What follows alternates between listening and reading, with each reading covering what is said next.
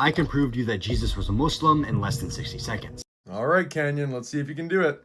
Now, before you get emotional, hear me out. Let's ask one simple question. When Jesus was on earth, what did he actually preach? Did he ever say, worship me? No.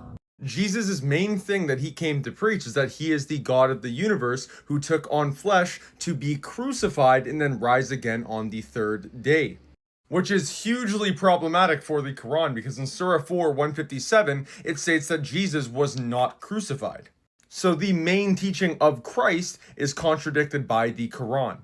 Jesus actually does tell us to worship him. In John 5:22 through 23, Jesus says all must honor the Son just as they honor the Father. We honor the Father by worshiping him, so we must do the same with the Son according to Christ.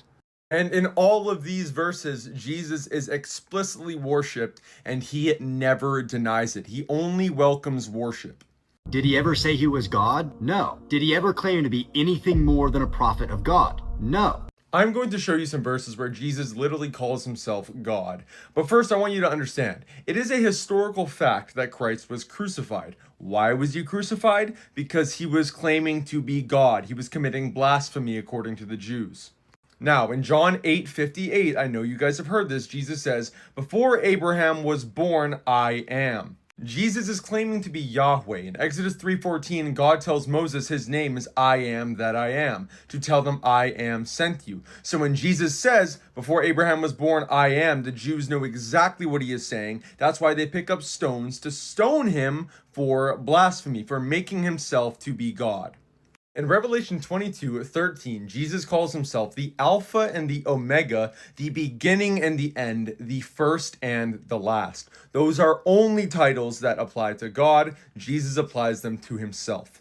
Jesus worshipped God. He did not worship himself. And Muslims worship the exact same God with no partners, no sons. If you didn't know, the definition of Islam literally means the submission to the will of God. Notice how you slipped up there and admitted that the God of the Quran is never a father and he has no sons.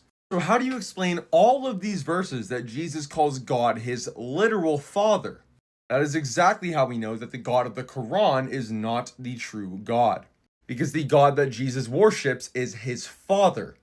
And in the Quran it states that Allah is a father to no one and he has no sons. Jesus followed God's laws. He fasted, he prayed, he dressed modestly, he didn't eat pork, he was circumcised. Does that sound familiar? Yeah, it sounds like Jewish law, which Jesus fulfilled perfectly. Is every Jew a Muslim now because they follow the law? Thank you, Kenyon, for giving me easy rebuttals and making my job a lot easier. God bless. Christ is God.